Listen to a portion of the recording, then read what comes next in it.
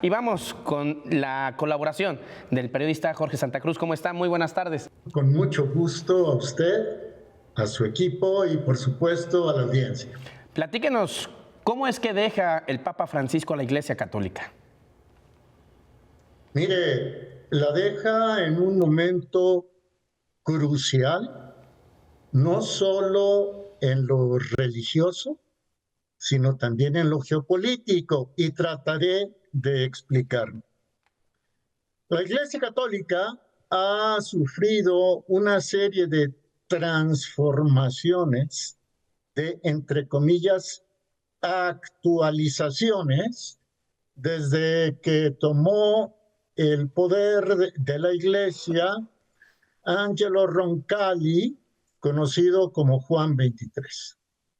Allí la Iglesia comenzó un proceso de ayornamiento, decía Juan XXIII, de actualización, de puesta al día, en el que ese proceso de reformas, de actualizaciones, llevaron a que se modifique la doctrina, la tradición, el magisterio y la liturgia para ponerlas a tono con el mundo.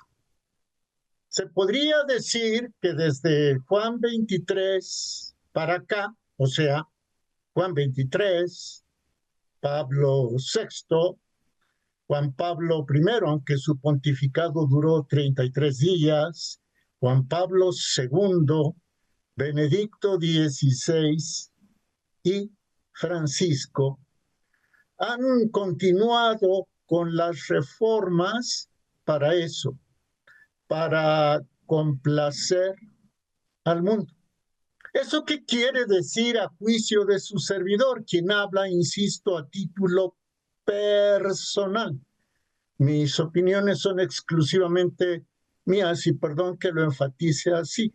Nada tiene que ver Señal Global ni el Canal 44. Bien, complacer al mundo significa poner al ser humano en primer lugar. Y por otro lado, significa alinear a la Iglesia Católica con los promotores de la globalización, aquellos promotores que buscan un gobierno mundial. Ustedes han informado de cómo personalidades, voy a mencionar solamente una por razones de tiempo, pero muy representativa, como el expresidente de los Estados Unidos, Barack Obama, han hecho homenajes públicos a Francisco. Bien, vamos a analizar brevemente el papel reformador de Francisco en el tono del ser humano. Él abrió el debate, Francisco abrió el debate sobre la ideología de género.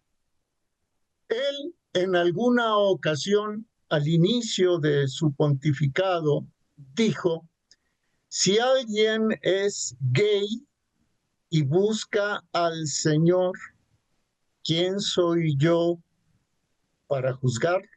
Eso dijo Francisco. Y con ello abrió la expectativa de que la parte progresista de la jerarquía de la Iglesia Católica Vaticana Oficial pudiera debatir el tema de los llamados matrimonios entre personas del mismo sexo. Por otro lado, Francisco convocó algo que se llamó un sínodo sobre la sinodalidad.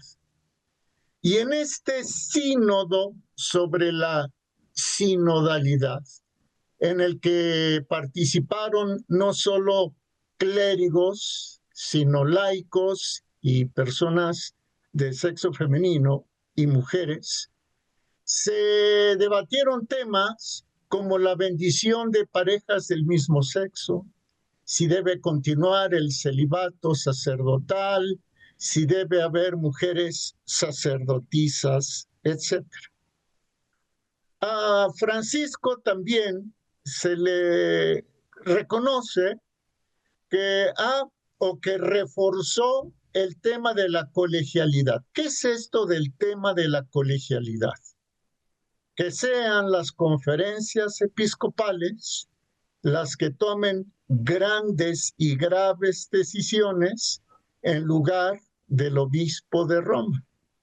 Es decir, en que el obispo de Roma se abstenga de decidir sobre cuestiones de fe, moral y costumbres que son claves. Por otro lado, Francisco, por ejemplo, rindió culto a la Pachamama, a la Madre Tierra, allí mismo en el Vaticano. Y puso a la religión católica al nivel de las demás, algo que ya habían hecho Juan Pablo II y Benedicto XVI con el llamado diálogo interreligioso. Francisco dijo en algún momento que que todas las religiones son camino hacia Dios. Así lo dijo, que todas las religiones son camino hacia Dios. Ahora, ¿qué pasó en cuanto al pontificado de Francisco en materia de temas que son claves para el globalismo, como el cambio climático? Favoreció enormemente la difusión de campañas en contra de este fenómeno del cambio climático. Por ejemplo, soslayó o por lo menos minimizó el tema de la salvación del alma, el tema del pecado, para referirse a cuestiones eminentemente sociales. Condenó el capitalismo salvaje, etc. Entonces, ¿qué es lo que se espera? Esa es la pregunta que usted me hizo al inicio y que trataré de responder de manera clara. Lo que se espera es que en el próximo cónclave, escuchaba a su servidor con atención la pieza que presentó, que en el próximo cónclave se lleve a cabo pues una lucha entre quienes desean profundizar los cambios, matrimonio de personas del mismo sexo, sacerdotisas, etcétera, y quienes se oponen a esta ideología, como el cardenal africano Sara, por ejemplo, ¿no? Solo que la mayoría, 2/3 de los cardenales fueron creados por Francisco. Esto quiere decir que el ala progresista tiene una ventaja numérica considerable. Podría ser también que se permitiera la llegada de un, entre comillas, conservador, con el propósito de atizar más la división en la iglesia y que se diga, no, miren estos, los conservadores, están atados al pasado ya, de una buena vez debemos hacer de la iglesia una institución política. Entonces, eso es lo que se prevé, que finalmente hay que estar muy atentos porque, insisto, Omar, no es un tema meramente religioso. No es lo mismo tener un pontífice que esté de acuerdo con las políticas demográficas, económicas, etcétera, de la Organización de Naciones Unidas.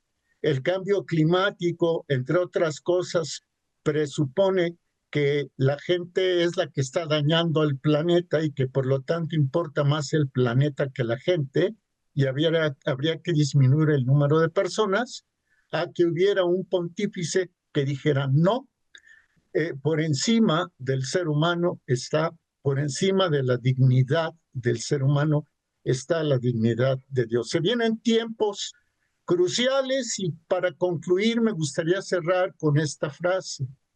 Alguna vez Francisco dijo, no me llamen vicario de Cristo. Y de entonces para acá nunca más se le llamó vicario de Cristo. Pero su servidor, y lo dice con todo respeto, puede o considera que Francisco fue un eficaz vicario del mundo. Omar. Muchísimas gracias, profesor. Ahí tienen ustedes la opinión de nuestro colaborador esta mañana, Jorge Santa Cruz. Muchas gracias. Muy buenas tardes. A la orden. Gracias.